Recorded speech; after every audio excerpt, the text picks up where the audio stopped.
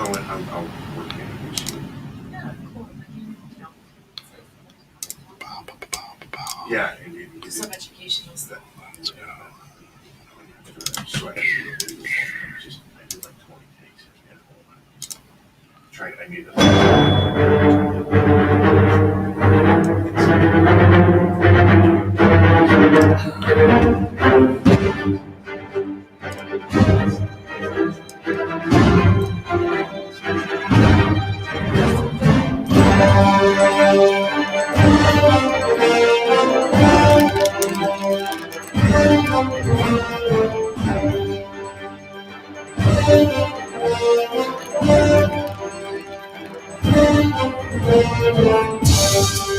Welcome to Innovative Strategies with Bill Hasse, a show designed to help people with financial literacy, but not your grandpa's financial literacy. Of course, this is a 50,000-foot overview of several topics. If you have questions, email them to bill at haase.bill@gmail.com. Bill has over 30 plus years in the financial industry, and he helps people stretch their financial box. Bill and his guests have helped hundreds of clients achieve and surpass their financial goals. Today, we're going to talk a little business development. In studio with Bill is D. Florczyk from Capital One. Not just somebody from Capital One, a senior vice president. Good morning, Bill. Hey, morning, Kat. Thanks for that intro. Appreciate it. As you all know, this is a show about financial literacy. We're just trying to bring different aspects of how money works and how it affects you and your world. Today, I do have a very special guest and a good friend of mine as well, Dee Florczyk. She is an escrow expert, also a senior VP of business development at Capital One. That's a kind of a big deal. And you've recently just moved into the Chicagoland market. That is so, correct. in what capacity are you establishing yourself? What are you doing? Well, Bill, first and foremost, thank you so much for having me. Sure. I'm very excited to be part of this show and hopefully help some folks out there. As Bill mentioned, yes, we are brand new to the Chicago market. So we do things a little differently than other banks. We're trying to make it that much better since we all been around the block. We've been to a lot of different institutions, worked at a lot of different institutions, a lot of educational stuff. And as you mentioned, escrow is a huge subject that we want to focus on. We actually have an escrow product that is phenomenal. And, if people are interested, please, reach out, let me know. But let's talk about some informational stuff where we can, help some businesses. Yeah. Well, first of all, I want to kind of define what is escrow. What do you mean by escrow? Thanks for asking, Bill. I don't know. Right. This is what I love about bringing the super special people on the show is I get to learn a lot as well as a great point that you bring up. So us as bankers, we just throw words out there. Hey, escrow, right? And as business owners, we just sit there and nod your head instead of asking more questions. So thank you for asking a question so I can elaborate. Well, I wanted to know. So escrow is basically a platform. And when a lot of people hear escrow, they think like title company, escrowing money for your home, stuff like that. Because when we all buy a home, we put money into an escrow, right, to buy this home. This is a little different. This is a platform where people that manage other people's money, so third-party money, so like payroll companies, business attorneys that actually collect money and manage this money for other individuals, can utilize this platform and have funds separated where it's a little more legal for them, and their CPAs like them much better that way. Very, very important to keep that money separate, and too many small business owners starting out especially don't do that. Exactly. And then they you know what? So a lot of small business owners, when they're getting started out, they don't even get set up properly. They don't talk to a CPA, which you should be doing before you open the doors. But most wait until the end of that first year, and then it's a mad scramble, and it gets expensive. Yeah. And you can't miss anything. You can get yourself in a lot of trouble that way, right?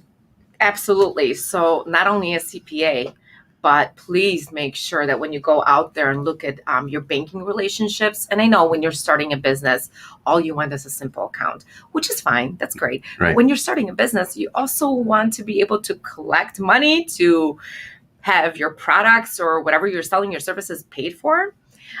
It's a great way to kind of interview banks and see what products they have out there, because a lot of banks can offer you a lot of different ways to collect your payments, collect the invoices, Mm-hmm. and it can make your account free, or it can cost less money than the outside products that you're trying to look at. So please, please, please just don't go to, the bank where you have your personal accounts at. Interview banks, find out what kind of products they have.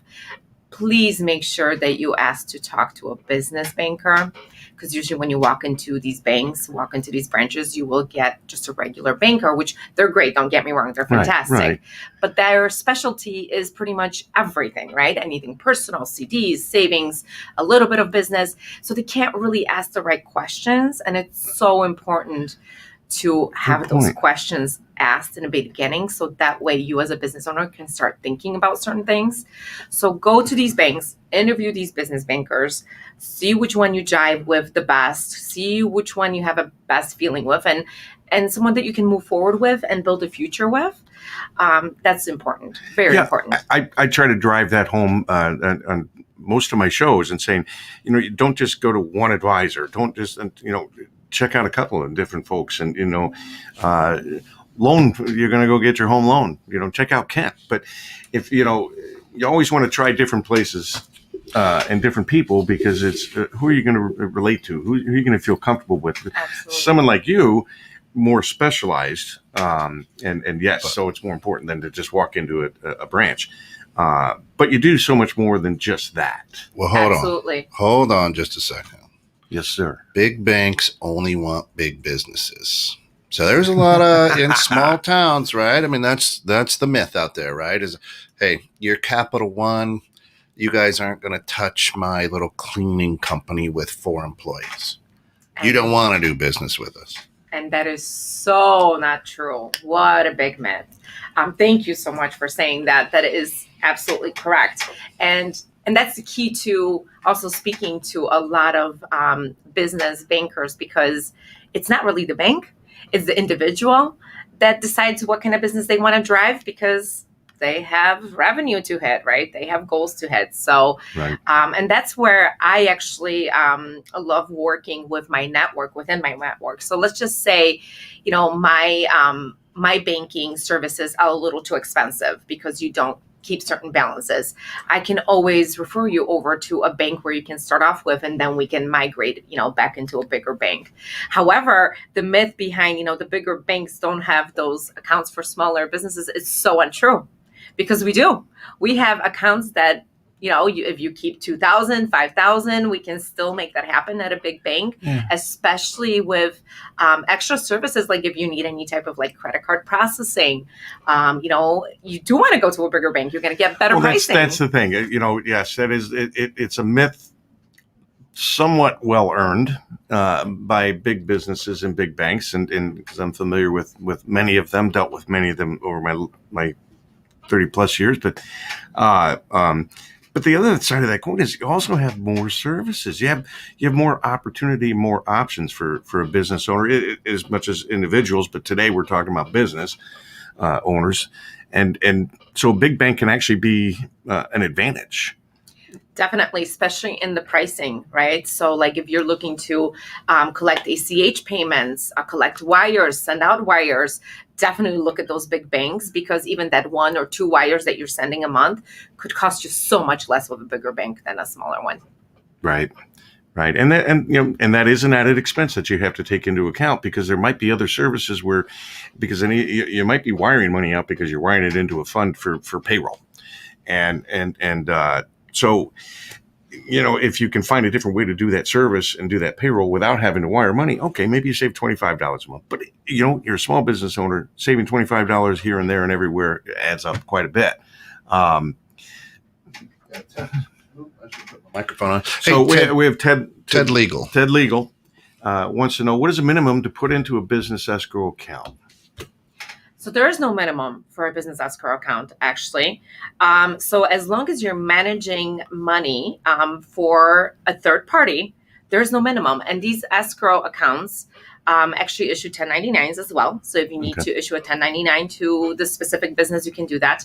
You can earn interest on that money. That interest can go to you as the business owner, or you can split it between the people that you're managing the funds for, or maybe give it all to the people that you're managing the funds for. There's so much versatile things that you can do with that.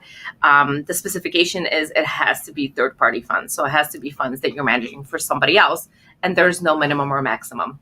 Okay, so I'm trying to think because there was a point in time, I don't do this now, but I did do it before when I was a financial advisor. Strictly, I managed other people's money, right, and invested their monies and such. But they keep they keep those monies with the brokerage firms, and stuff like that. But it's along those same lines. It's along those same lines. So basically, when we're talking about like a true payroll company that does payments for other companies, so let's just say you no longer want to hire an HR person to send your bills out, invoice, and you want to hire a company that will do that for you.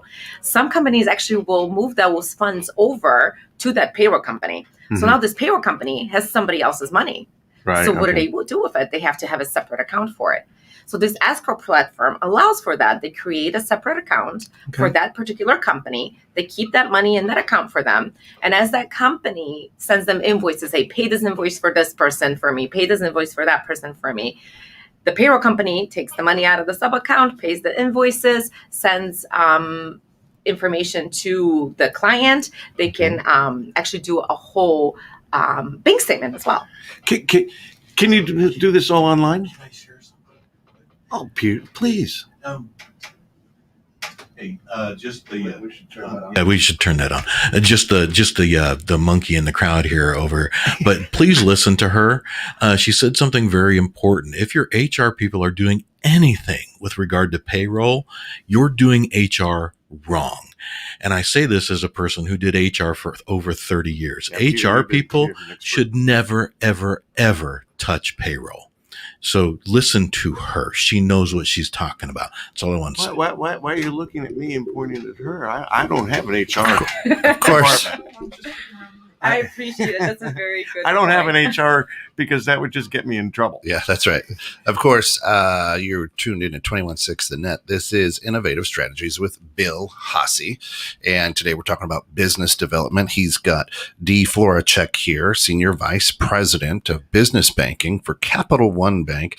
If you have any questions or want to get in touch with D, just you can email her at dee.florczyk@capitalone.com or email Bill at haase.bill@gmail.com and just say, hey, I wanted to get in touch with Dee, but her last name is hard to spell. And he'll connect you, right? It's a good Irish name. Yeah. Very good Irish name. Yeah.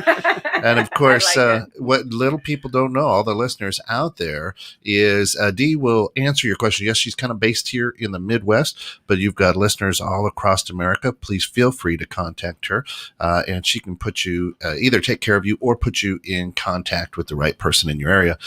She's absolutely fantastic at that and willing to help. So it's an important note. And of course, hey, we've got a live studio audience here today that asks a question. That's a first for your show. That's an outstanding. And it's not Gary from Singapore at this time. Right. We do miss you, Gary. I hope you're listening in. And Ted, I hope we answered your question properly. If we didn't, because I could, when I look at it again, I can see different ways that might be answered. Is there a minimum? No, there isn't a minimum. But if I'm doing a startup business, what would I want? What would be a proper amount to start an escrow account with? Because that's a great question. There is no proper amount to start an escrow with. If you're starting a business and you're going to be managing funds for other people, you want to start with escrow. Give me a call. Yeah. We'll figure it out. You just set up the account. Can you do all of this stuff online? No. Once you get set up, once you go in and you take care of the business owner, you get them set up properly. And then you're going to actually stay in touch with that business owner, because as they grow, they will have needs for greater opportunities, greater options that Exactly. Capital One provides. Exactly. But once they are set up, are they able to manage from the internet? Yes, it's actually an online platform. So Capital One is very innovative, and we're very fortunate that we're able to be kind of forward, right? So as the pandemic started, we actually started off online. We started off working from home. So this is a perfect, advantage for us. So when we're opening these accounts for you folks out there, and by the way, escrow is actually throughout the United States. So I can actually open an escrow account anywhere in the United States. Okay. Good to know. And I opened that actually virtually. So I Zoom with you. It's all done via email and secure websites to send documents back and forth. And once it's all completed, once it's all set up, it's all an online platform with, of course, a cell phone number to me if you have questions to make sure that How are you with opening up accounts in the Cayman Islands? We haven't gone there yet, Bill. That's a different world, a different ballgame that actually doesn't really exist anymore. I don't believe. I don't know. Doesn't it? But since we're talking about internet and stuff like that, let's jump over a little bit to e-commerce. All right. So please fill me in on the e-commerce side of this.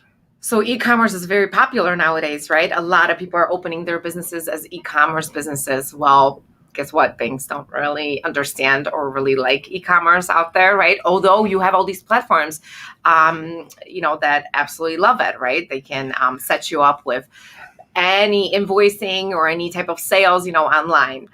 So what I've learned throughout being here at Capital One, we're actually fabulous with e-commerce.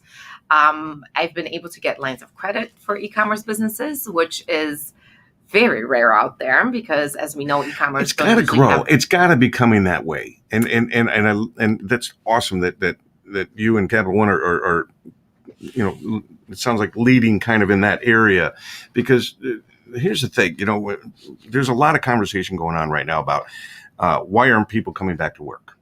Well, one of my thoughts was, and I think we've discussed this, that I thought, well, people aren't coming back to work because once they were working from home, they had more time to look over their lives and look at the quality of life that they've been living and whatnot. And many people, I think, didn't like what they saw. We've had roughly, from what I've been able to find out, is about 460,000 new businesses have been started in just over a year since this whole COVID thing started. That's amazing. That's why people aren't coming back to find other jobs. They're starting their own businesses. That has got to be just shooting ducks in a barrel for you. Definitely. Because first and foremost, congratulations to those that are opening businesses. Yeah. Hopefully you're set up with, people that can, help you move forward, because a lot of businesses that open, we within 2 years they close their doors, right? Because they're not asking the right questions, they're not moving in the right direction. They just tried something they were passionate about. Well, they used to say, like, the restaurants, the reason why 8 or 9 out of 10 of them fail within a year or two is because they're just so easy to open up and close. And it's more than that. It's because you're not fully prepared. You just say, I have an idea. I want to, I can be a consultant of some sort, and I can start up my own business. But like I spoke last week about a friend of mine who wants to open a restaurant. I said, where's your business plan? Well, he wrote me an email. That's not a business plan. Right. I bet you're not going to lend somebody money. Let's talk about that, Bill. I'll bet you're not going to lend money to somebody who doesn't have a business plan put together. Well, not only that, when you're a startup business, please make sure that you really, really think this through, right? Because you will be closing your doors within 2 years if you don't really think this through. So not only a business plan, but some sort of business evaluation, which Bill can help you with. If you have a partner, make sure you have a buyout agreement. If you don't have a buyout agreement, please do not call me for a loan. Buy-sell agreement. Yes, buy-sell agreements. Yeah, yes, exactly. You get in a lot of trouble if you don't have one of those and you have one or more partners. And I've seen a lot of businesses that have dissolved because they haven't had one and something happened to the partner. So please make sure you have all the ducks in a row. You ask the questions. Don't be afraid to answer questions when people are asking you, especially when they're out there, to help you. You came, you wanted answers. We have to ask the questions to get the correct answers to make sure we set you up with the correct services and direct you in the right direction. Yeah. And just to explained a little bit more about a buy-sell agreement. A buy-sell agreement is between one or two or more people who are partners in a business, and really what it is it's an insurance policy, so that if one partner were to become ill or worse and be incapable of doing their daily functions in the business, there are funds there that can come into play. And the reason why you want that, number one, is because you're losing a partner, but number two, you don't want to gain a partner that you didn't know you were going to have. Mm-hmm. And that might be, you might be your partner's wife, right? And she's never been in business before, but she's saying, hey, wait a minute, we own half this business and I don't want to give it up. Right. And if you don't have a buy-sell agreement, you may not be able to pay off that person. And then, or maybe even the wife doesn't do anything for a number of years. Right. And she has no clue, she gets a boyfriend, and the boyfriend says, hey, I know where you can get a lot of money. Mm-hmm. You should have been getting this all along. Right. And things can blow up very quickly. So, that's exactly right. So different forms of protection in your business. And, yes, things cost money. Business, it takes money to make money, as we all know. But if you don't have the proper protection, you don't do the proper processes and procedures, it will come back to haunt you. I mean, in my days in the trading pits, we used to live by the term GID. Get it done. Don't wait. Don't let it sit for 5 minutes or 5 days. Get it done now and move forward and have peace of mind, and focus more on what you're supposed to be focused on. Cool. And that is so true for business owners, because all they focus on is growing their business. And that's the most important thing. Well, guess what? If you grow your business, you have more revenue, you better be protected. Especially when you're out there trying to get lending, like any type of SBA lending, you will not be able to get any lending without, a buy-sell agreement when you have a partner. Or evaluation. Or evaluation, exactly. Then quickly, I do those at no cost. For small business owners, I will do a business valuation, a very detailed business valuation at no cost. And you've done such a great job for the businesses that I have brought over to you, Bill. And please reach out to Bill. It's so important, because it's such an important piece when somebody like myself is looking at your paperwork and all your revenue and you have all your ducks in a row. Now we're like, okay, this is a serious business. We actually want to help them. We want to lend to them because they know what they're doing and they're serious about it. Speaking of that, of course, before we get to the next question up there on the screen, this is Innovative Strategies with Bill Haase. Bill, how do people get in touch with you if they want you to value their business? Well, they can reach out to me at my last name, HAA, that's AASE, Bill, BILL, at gmail.com. Or they can come to 216thenet at gmail.com. Yep. Just in the subject line, put Innovative Strategies. We'll make sure that Bill gets those questions. Of course, also, the other voice on the other side of the studio is our good friend, Dee Florczyk. Dee, if people want to ask you questions a little more in depth, because again, we can't really get into specifics because everybody's business and situation is a little bit different.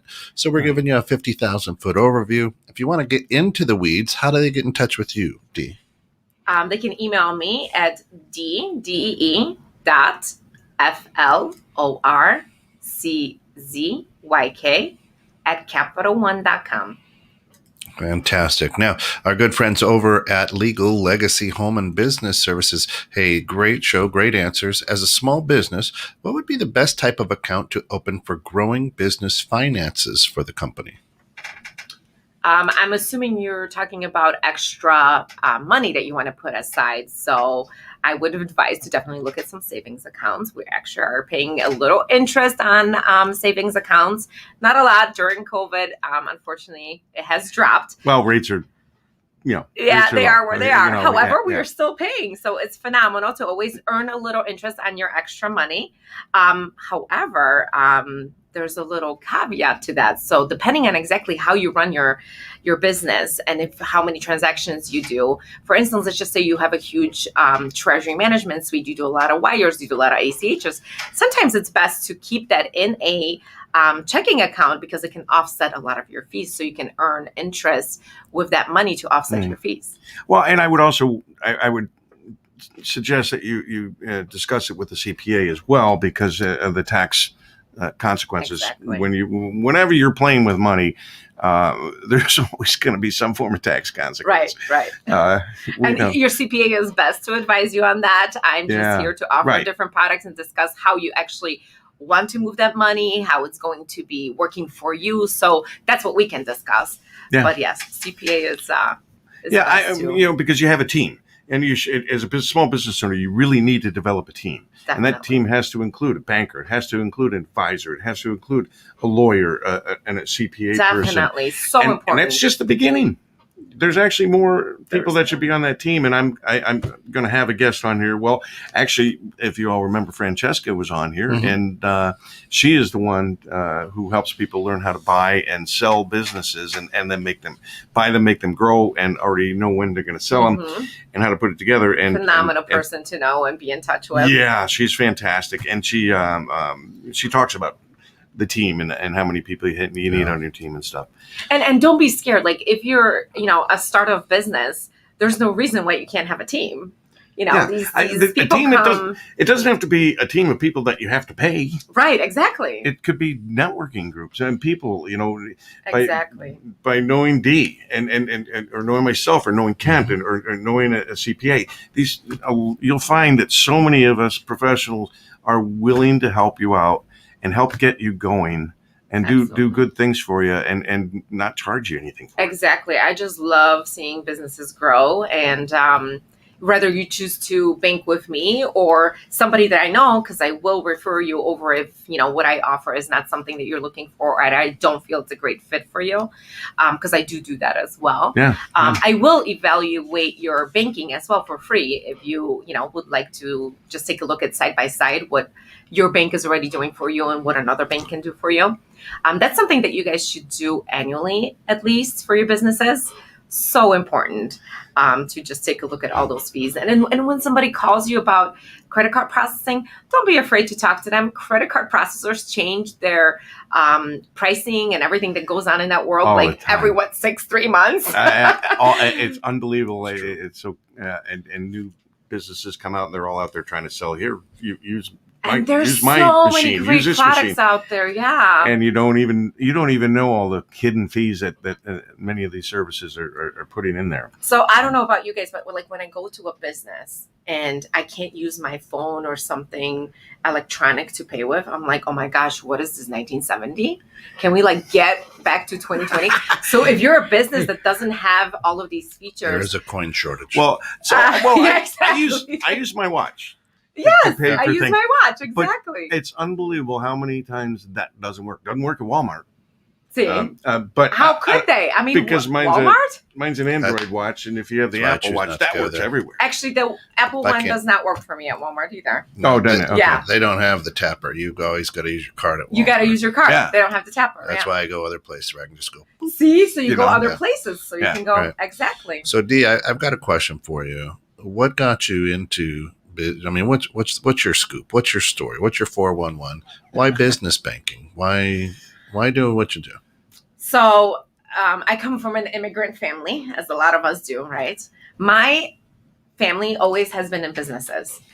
And I have seen the businesses grow and fail and, do what they do. And I want to say I grew up in banking because I started as a teller. Then I became a banker. Then I ran a mortgage division. And then I discovered business banking. And I really, really enjoyed this because this is something that's really, really close to my heart with everything that my family has done in the business. And I just enjoy helping people. So you don't have to bank with me to talk to me. I have clients that call me all the time just to ask me, what lawyer should I talk to? What advisor should I talk to? Which is why, I love working with Bill, because I like to surround myself with people that I trust, that I can send these businesses to, and I feel fulfilled that they'll be taken care of. So I don't know, it makes my cup full, I guess. Yeah. Is the word of the day. No, I think that's a good feeling. I think that's important because there are a lot of bankers out there, professors. You'll go to a lot of colleges, and I'm a professor of business administration or whatever, and they've never run a business. They've never been around a business. So you grew up with entrepreneurs. So you know the pains, you know the struggles. How often, the next question would be, how often should a business owner talk with their business banker? You should be talking to your business banker all the time. Yeah, I would keep that in my Rolodex. I mean, Yeah. my clients that I have in my book, I touch base with them at least weekly, if not at least monthly. If there's a business that I'm not talking to within 3 months, probably they're not doing well. They're either Right. not growing or not, looking in the right direction. Because if you're not talking to your bank, something's going on. So for those people out there listening, a Rolodex would be like your contact list on your phone that Bill keeps on his desk. I know. I couldn't think of anything. Off the top little of my black head book. that quickly. The little black book. Another Way to question. call me out, Ken. Another question has come. Are you different than a commercial lender? Somewhat. So Capital One is a little different in that aspect that we go down really, really low to startup businesses, as well as super, super high to like middle market. So for me, it's a really tricky question because yes, when you go to any other bank, it's very defined. Mm-hmm. So when you're a startup business, you probably are just talking to the banker itself at the bank. When you're, a little more sophisticated business, you're talking to a business banker that's just a regular business banker up to maybe 10 million in revenue. Anything over 10 million revenue is more middle market, and after middle market, you got commercial. We here at Capital One don't define. We actually like to work with everybody and all, which is why I love being here. And I love building this for Chicago because it's definitely going to be a lot different than any banks out there. It sounds very interesting. I like that. I mean, I'm learning a lot of new stuff today. And when you talk about a business owner and maybe a year down the road, then he's looking at his numbers and he's going, why isn't this really working out? I would say annually to do a valuation, because a valuation gets into many different metrics, and an evaluation also brings into play many other people who are in the same industry who are doing the same thing. And what this valuation can do is it can tell you if you're underperforming, performing on average, or you're overperforming, and it can tell you where your numbers are at, and on a annual basis, so that you can make adjustments and you can see weaknesses and you can know where your strengths are. Exactly right, Bill. That's exactly right. It's more than just telling you what your business is worth. So if your banker is not reaching out to you every 6 or at least annually to do that type of evaluation with your financial advisor, change banks. Run and find somebody that can help you. Yeah. No, and that's true, with a lot of folks in different aspects. But a business owner, they need to figure out, they need to understand, they need to make time to talk to their banker, to talk to their lawyer, their CPA, their other advisors, and other people that they might have. Absolutely. On and their there's team. businesses out there that, just can do everything online, which is great. But you still have to have, some sort of relationship, some sort of contact. When I talk to my clients, it doesn't have to be about banking. It's just, hey, how are you guys doing? What are you guys, getting into? What new product are you guys working on? Just stuff like that. You've got to get business owners to first and foremost understand that they don't know everything. Exactly. And that can be a challenging thing sometimes. And there are business owners that are as we say, coachable. And then there are those that are just, no, I'm not talking to anybody else. I've got this. And their business and that makes my job very, very hard. It does. And that business stays stagnant. Mm-hmm. And because, look, none of us were born or grew up or even learned in college how to start a business and take it up to $1 billion a year kind of corporation. Exactly. None of us have that in us. But if we surround ourselves, as you say, with the right people and good people, and if these folks can help us. If somebody does have that, please send an email to 216 gmail.com. We'd love to talk with you. Absolutely. Exactly right. No, that's you actually, hit the nail on the head, Bill. That's exactly what's going on. There's a lot of times where I'm reaching out and trying to build network because I'm interested in a certain business. I drove by it and I'm like, wow, what are they doing? So I'll reach out to, the owners or, hey, I'm with Capital One. What are you guys doing? Are you guys willing to talk? Just wanted, to see if you guys, love where you're banking. What are your issues? Just wanted to talk through because I'm learning that way too, right? Like what type of products we need to bring to the table, and what we need to be more innovative with is by talking to these business owners. And a lot of them are like, click, don't Yeah. want to talk to you. Exactly, because they think you're trying to sell them something they don't need or want, or it's going to cost them money that they don't have or Right. want to spend. And quite honestly, they should have been starting off by talking to someone before they even open up their doors. Right. And my favorite is when you knock on the doors, they shut the door in your Yeah. face, and then you somehow left the card or something, and then they call you 2 weeks or 3 weeks later. Hey, I have an issue. Can you help me? Oh wait, is this the guy that shut the door in my face? Do you want me to help you now? Oh, okay. So, door knocking in my industry, that was a big thing. We would Us too. once when you start learning and you're just new at it, once about every 2-3 weeks, the team would go out to a certain area, an industrial area, whatnot, and we would knock on doors Exactly. and try to get in and try and offer our wares. Funny story: the second door I ever knocked on, I wound up doing a $10 million buy-sell agreement.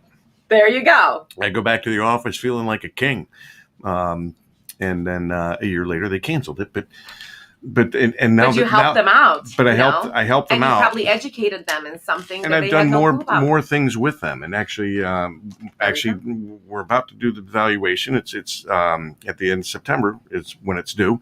So I'm waiting to get their numbers. But we're going to go right back into another buy-sell agreement because his business is just growing unbelievably. Yeah. Even through COVID and everything else. But that's phenomenal. That's a different story for a different day. But this is a business owner who knows.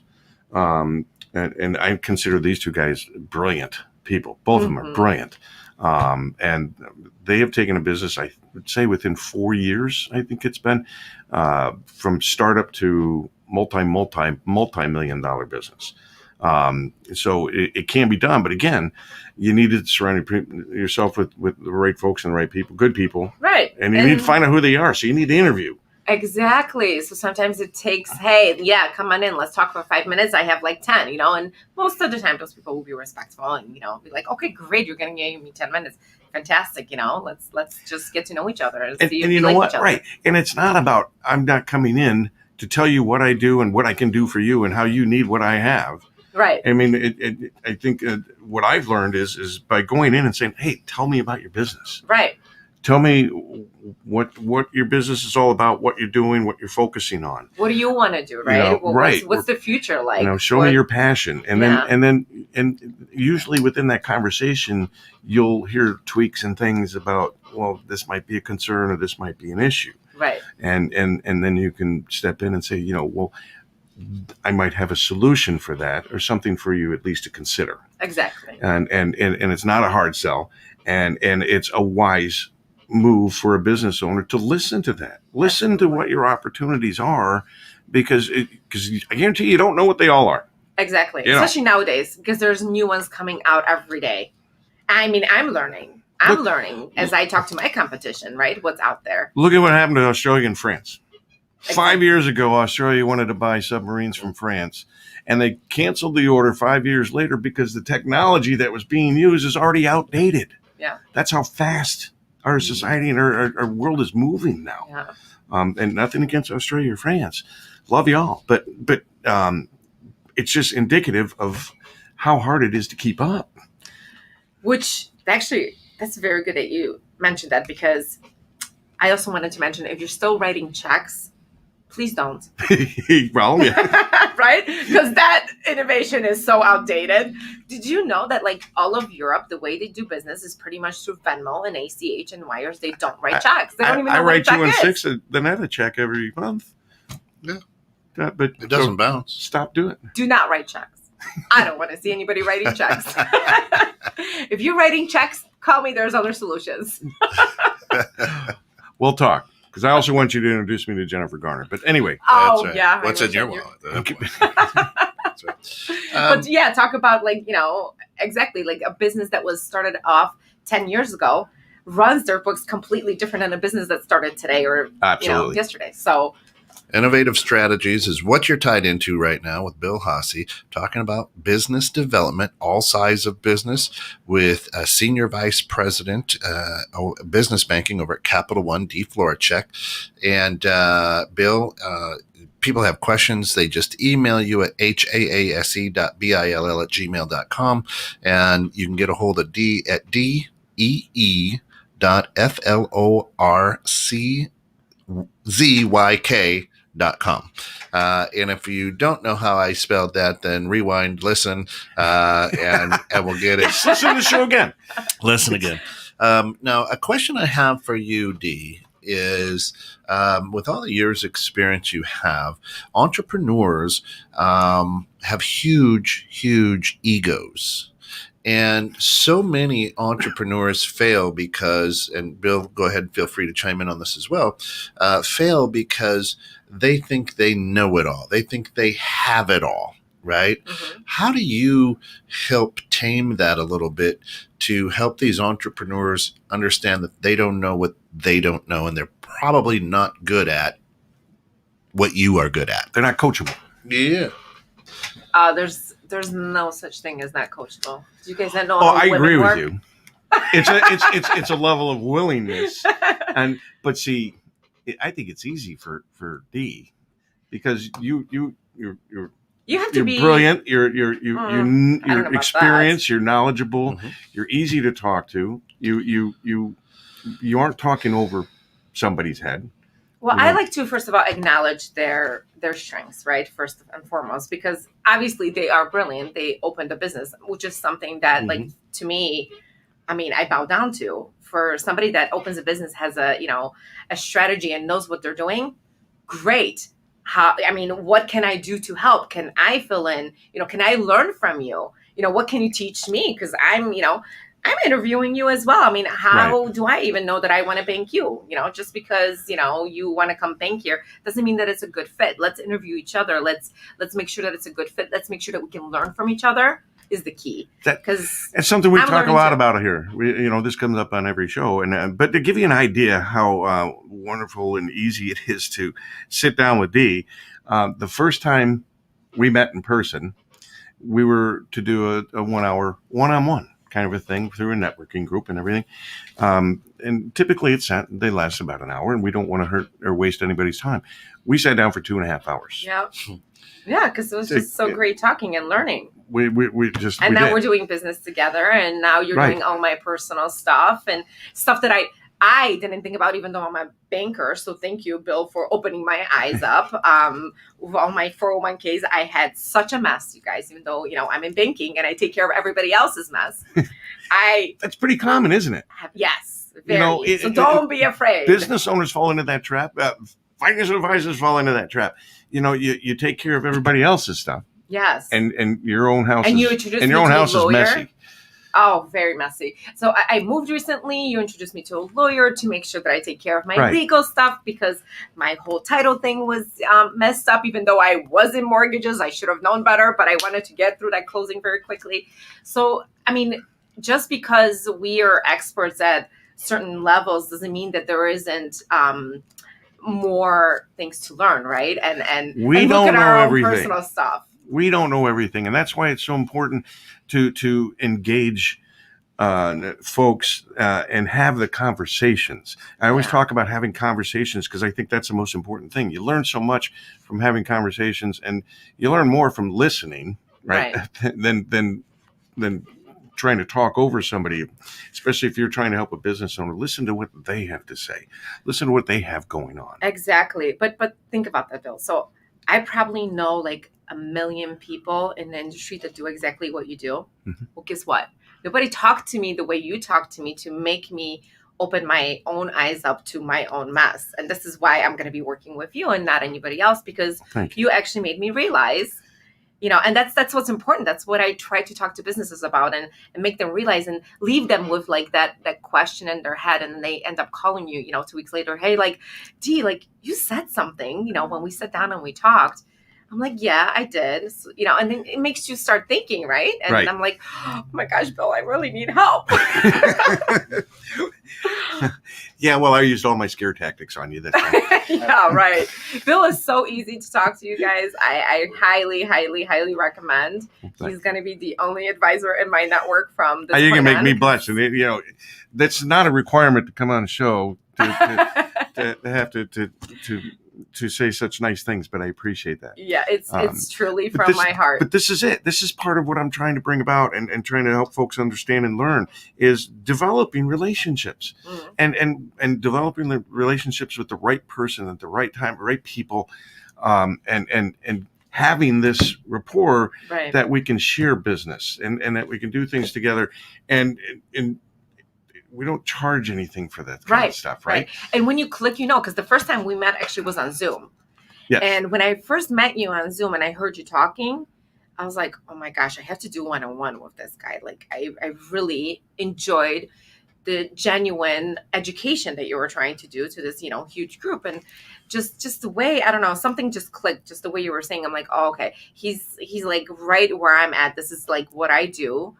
So you have to make sure that you're clicking with the right people because everybody works differently, right? Everybody has a different mindset, and you have to surround yourself with a network of people that you click with, that you're not afraid to email, call, and get that answer from. Yeah, and you bring up a good point because and the word that comes into my head is humble. Work with folks that are humble because you brought up ego, Ken, and an ego is a great way to kill a business. It's a great way to kill a relationship. Egos don't do a whole lot of good. Confidence is very, very important, but there's that fine line between confidence and ego. And when you're dealing with business owners, I'm thinking of some friends that I have that own business, one in particular, and his business hasn't grown in years, but it does well enough that he lives a pretty decent life. So he doesn't really have the incentive to make it grow anymore. And so there's no drive there because it wasn't a business he started. It was a business that was given to him. And so it was passed along. So when you do succession planning, you small business owners, and exit strategies and things of that nature, and again, evaluation becomes very handy at that time, but also, you need to think well in advance. We talked about with Francesca selling a business. You typically should have 3 to 5 year plan in place in order to sell a business because only 20% of those that go on the market actually get sold. Right. Right. But let's flip the coin. Let's look at the 460,000 new businesses that have been created in the past year and a half. How do you find those? Usually they find you, right? Because they're usually at some sort of networking event. Yeah, they are. They're all out there in the networking world. Yeah, I seem to have them finding me a lot because they're always looking for maybe a credit card, to start off their business because it's so hard to get a loan when you have not been established for at least 2 years, right? Right. Folks, 2 years in business, no bank will look at you. And actually, a lot of credit cards right now, business credit cards you cannot get unless you've been in business for 2 years because of our pandemic, our lovely pandemic. So I'll tell you this. I just got it in the mail yesterday, an American Express credit card offer because I started a business, I guess it was about 4 months ago. I got involved in the PPP loan program, and they made me. I'm in Lake County, Illinois, and in Lake County, Illinois, if you are a sole proprietor, you do not have to register with the county because as long as you're a sole proprietor using your name. However, when you get involved with the government programs, they make you go get a name, pay the $5 to get it registered. The DBA, go pay the DBA, doing business as, and then put your name in the paper for 3 weeks so people can call up and say, no, wait a minute, I'm already using that name. And so they make you go through this rigmarole. But it's been less than 2 years, and I'm already offered this business credit card, which I'm not taking. Sorry, I'm not a fan of credit cards. I don't have one. But that's interesting, Bill. Why don't you have one? I don't have one because interest is one of the biggest parts of our money sucking world. I mean, it's if you and I've talked about this in the past. When you look at a circle or a pie, the biggest amount of money going out the door is usually for most people is paying interest on things. Whether it's paying interest on a mortgage, on credit cards, on gas cards, on you opened up a Kohl's card because you got 20% off today. Don't do that. So interest is a big chunk of what we pay out. So I try to avoid paying interest as much as possible. So that's interesting that you say that, Bill, because I love credit cards and I do not pay interest. Now, I know because you, I'm and I know smarter you do. than that. So when you're a business owner and you don't have a credit card, then you're not a business owner, right? A true business owner really plays their credit card, especially with our Capital One credit card, where you can get 2% back on all your purchases. You can put that money back into your business. How lovely is that? Especially if you don't pay interest. Right? It looks like I'm getting a Capital One credit card at some point in the near future. No, I think I see your point, though. I understand. Making sure that you're and smart I'm talking about from it. a personal side versus a business side. Yeah.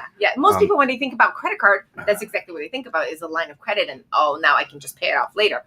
Please don't pay it off later. Please pay it off as quickly as possible so you don't have to pay that interest. But I'm getting 5% cash back, or 3% cash back. Exactly, but you're still getting it if you pay it off and not pay interest. Yes, so and that's the only time it works. You have to pay it off every month, and then it's a value. But if you don't pay it off every month, you hold the balance. Well, you're still paying anywhere from 12 to 29%. Correct. And they're giving you 3, 4, 5% back, and it's like it's your money. Correct. That's your money. That's exactly a very good point you're making. However, think about those startup businesses that really have no other choice but to go off of credit cards because they cannot get a line of credit, and they didn't think enough to make sure that they build their money up, right? To make them keep going through at least 2, 3 years to make them cash flow. Because just because you've been in business for 2 years doesn't mean you're getting a loan. You still have to cash flow. Your business has to do well. That's right. So, and just because you're offered a credit card for your business, guess what, folks? They still look at your personal credit score. So if you are not very good with your personal credit, you're probably not getting any business credit. Yeah. Of course, that voice is Dee Florczyk with Capital One. She's the Senior Vice President of Business Development. You can reach her at dee.florczyk@capitalone.com. And of course, you're tuned in to 21.6 The Net. This is Bill Haase and his innovative strategies, talking all about business development right now, which is absolutely fantastic. Again, just a little disclaimer, this is about a 50,000-foot overview. We can't get into the weeds with products and things like that. We did talk a little bit, but she didn't go really particular with which credit card to go with. Nope. However, a great thing to do is to look into that. And I would say that most people don't understand how to use credit. They like to just make minimum payments, and the banks absolutely love that. Yeah. With that said, though, there are a lot of, on the accounting side, and again, you're going to want to talk with your accountant or your bookkeeper, there are a lot of tax advantages of small businesses. And I've been in the banking industry for many, many, many, many years. And the interesting thing is, a lot of business owners like to take those tax advantages so they don't have to, quote unquote, pay taxes. Right. And then when it comes time to borrowing money or getting approved for one of those credit cards, Bingo. It's a little bit difficult. How do you help people understand that? It's not difficult. It's impossible. Thank you. It's impossible. I was trying to be nice. I owed you one. So, well, typically a banker is always kind of like against the CPA, right? Because we always tell you, go to your CPA, they'll advise you, right? But if you don't tell your CPA that you're looking at some sort of lending, your CPA is going to do what's best for your business, which probably won't allow you to lend because now you're writing everything off.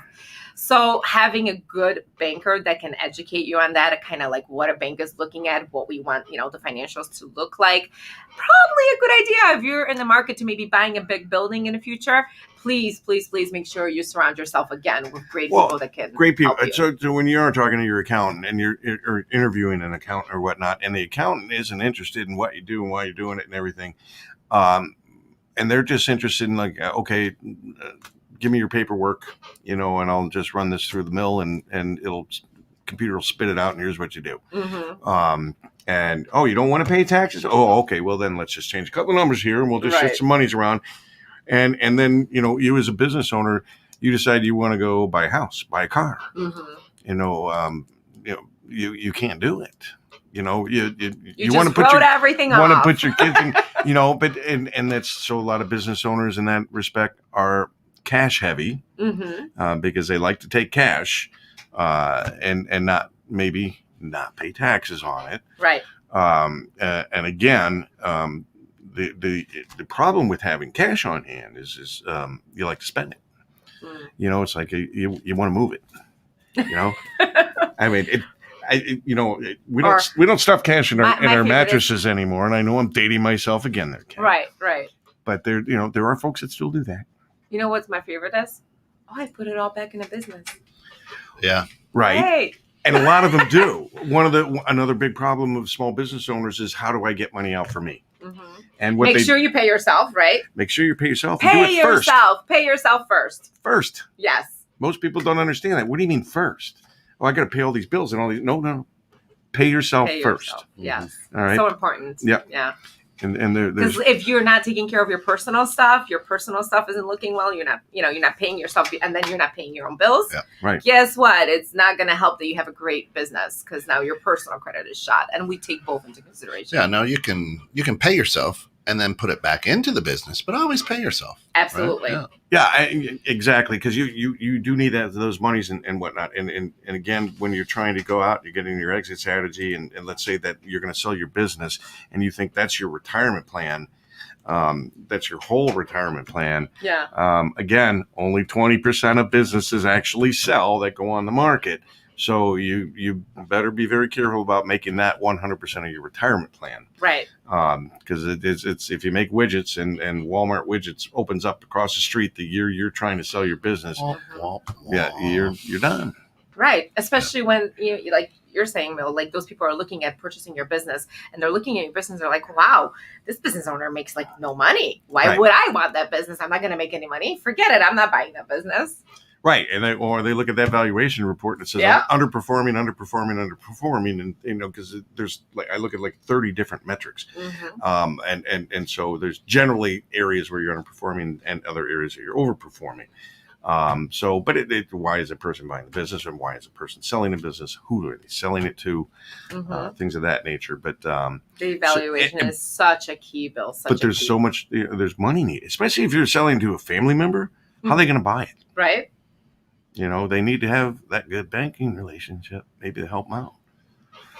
Well, there's a lot of ways you can do it through SBA with startups. So we're still opening that up. So there's ways. There's definitely ways. Just have those conversations and, be truthful. We're down to less than 3 minutes, I think.